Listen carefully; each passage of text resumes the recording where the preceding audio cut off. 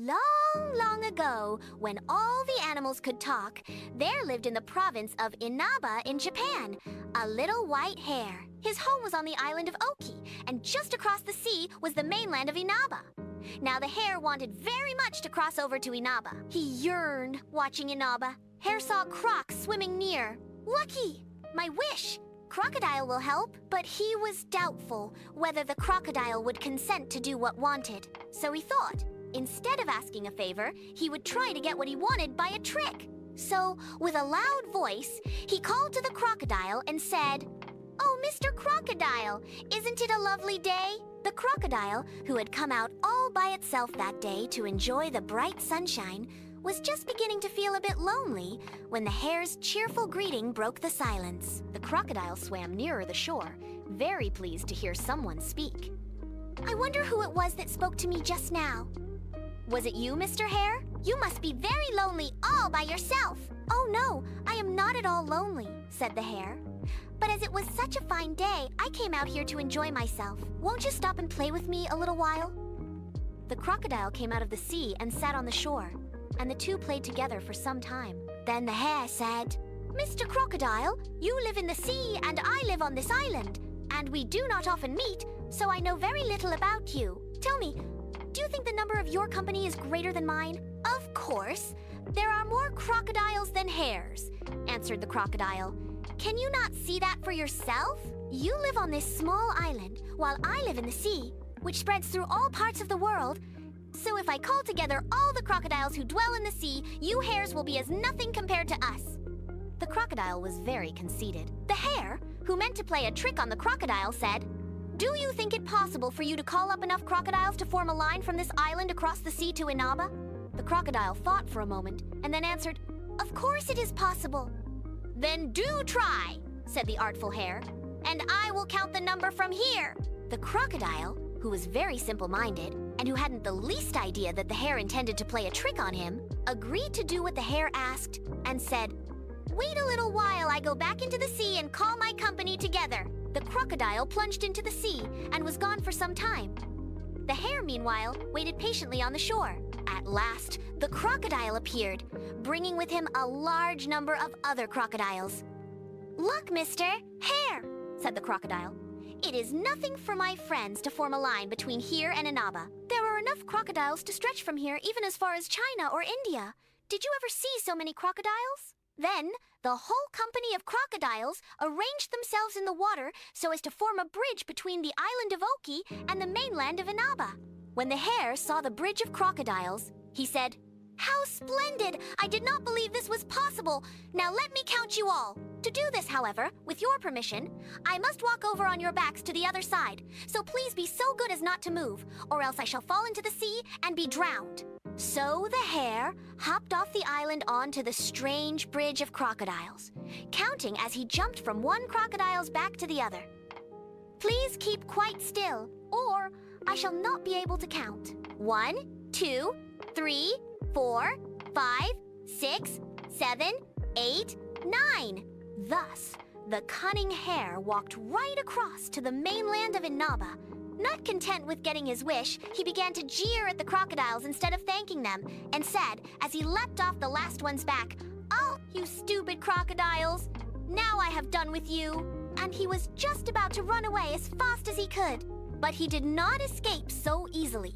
For so soon as the crocodiles understood that this was a trick played upon them by the hare so as to enable him to cross the sea, and that the hare was now laughing at them for their stupidity, they became furiously angry and made up their minds to take revenge. So some of them ran after the hare and caught him. Then they all surrounded the poor little animal and pulled out all his fur. He cried out loudly and entreated them to spare him. But with each tuft of fur they pulled out, they said, "Serve you right!" When the crocodiles had pulled out the last bit of fur, they threw the poor hare on the beach, and all swam away laughing at what they had done. The hare was now in a pitiful plight. All his beautiful white fur had been pulled out, and his bare little body was quivering with pain and bleeding all over. He could hardly move, and all he could do was to lie on the beach quite helpless and weep over the misfortune that had befallen him. Notwithstanding that it was his own fault that had brought all this misery and suffering upon the white hare of Inaba, anyone seeing the poor little creature could not help feeling sorry for him in his sad condition. For the crocodiles had been very cruel in their revenge. Just at this time, a number of men, who looked like king's sons, happened to pass by, and seeing the hare lying on the beach crying, stopped and asked what was the matter. Hare fought crocodiles. Lost. And they pulled out all my fur and left me to suffer here. That is why I am crying. Now one of these young men had a bad and spiteful disposition, but he feigned kindness and said to the hare, I feel very sorry for you. If you will only try it, I know of a remedy which will cure your sore body. Go and bathe yourself in the sea, and then come and sit in the wind. This will make your fur grow again, and you will be just as you were before. Then all the young men passed on. The hare was very pleased, thinking that he had found a cure. He went and bathed in the sea, and then came out and sat where the wind could blow upon him. But as the wind blew and dried him, his skin became drawn and hardened, and the salt increased the pain so much that he rolled on the sand in his agony and cried aloud. Just then, another king's son passed by, carrying a great bag on his back. He saw the hare and stopped and asked why he was crying so loudly. But the poor hare, remembering that he had been deceived by one very like the man who now spoke to him, did not answer, but continued to cry. But this man had a kind heart, and looked at the hare very pityingly, and said, You poor thing, I see that your fur is all pulled out, and that your skin is quite bare. Who can have treated you so cruelly? When the hare heard these kind words, he felt very grateful to the man, and encouraged by his gentle manner, the hare told him all that had befallen him. The little animal hid nothing from his friend, but told him frankly how he had played a trick on the crocodiles, and how he had come across the bridge they had made, thinking that he wished to count their number, how he had jeered at them for their stupidity, and then how the crocodiles had revenged themselves on him. Then he went on to say how he had been deceived by a party of men who looked very like his kind friend. And the hare ended his long tale of woe by begging the man to give him some medicine that would cure him and make his fur grow again. When the hare had finished his story, the man was full of pity towards him and said, I am very sorry for all you have suffered. But remember, it was only the consequence of the deceit you practiced on the crocodiles. I know, answered the sorrowful hare. But I have repented and made up my mind never to use deceit again. So I beg you to show me how I may cure my sore body and make the fur grow again. Then I will tell you of a good remedy, said the man. First go and bathe well in that pond over there, and try to wash all the salt from your body. Then pick some of those kaba flowers that are growing near the edge of the water. Spread them on the ground and roll yourself on them. If you do this, the pollen will cause your fur to grow again, and you will be quite well in a little while. The hare was very glad to be told what to do, so kindly. He crawled to the pond, pointed out to him, bathed well in it, and then picked the kaba flowers growing near the water and rolled himself on them. To his amazement, even while he was doing this, he saw his nice white fur growing again. The pain ceased, and he felt just as he had done before all his misfortunes.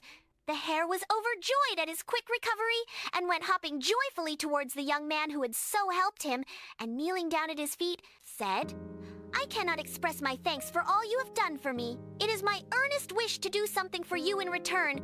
Please tell me who you are. I am no king's son as you think me. I am a fairy, and my name is Okuni Nushi no Mikoto, answered the man. And those beings who passed here before me are my brothers. They have heard of a beautiful princess called Yakami, who lives in this province of Inaba, and they are on their way to find her and to ask her to marry one of them. But on this expedition, I am only an attendant, so I am walking behind them with this great big bag on my back. The hare humbled himself before this great fairy Okuni Nushi no Mikoto, who many in that part of the land worshipped as a god. Oh, I did not know that you were Okuni Nushi no Mikoto. How kind you have been to me.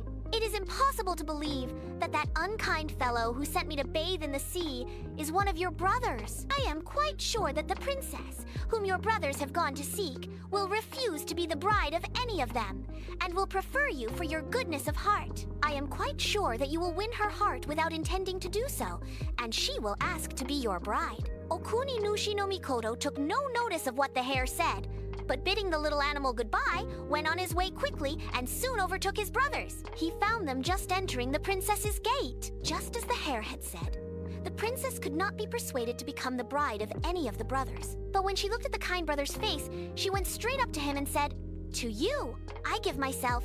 And so they were married. This is the end of the story. Okuni Nushi no Mikoto is worshipped by the people in some parts of Japan as a god, and the hare has become famous as the White Hare of Inaba. But what became of the crocodiles, nobody knows.